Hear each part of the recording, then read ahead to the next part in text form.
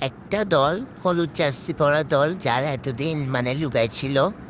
আমি বুঝলাম না কিছু, যে জিতে গেছে হচ্ছে স্পেন, সেকেন্ড হয়েছে আর্জেন্টিনা, 22 সালে কাপ নিয়েছে আর্জেন্টিনা, এর আগেও ফাইনালে আসছে আর্জেন্টিনা, সব কিছু ভাই, কিন্তু ওরা কোয়ার্টার ফাইনালেও যাইতে পারে নাই,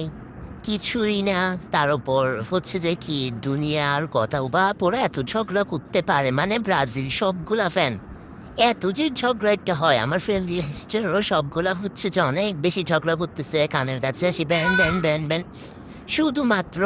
ওদের মধ্যে একটা মানুষকে ভালো পাইছি, আমার ফ্রেন্ড, যেটা আমাকে বলতেছে যে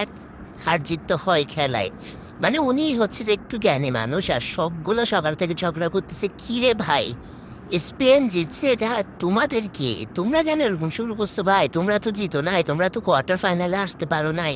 তোমরা তো অনেক আগে ঘরে চলে গেছো, মনে নেই? এখন আসি, যে দল জিতে গেছে ওই দলের ইয়াতে তোমরা চিল্লাচ্ছ যে তোমরা ওই দলকে সাপোর্ট করলে, একটা কথা ছিল,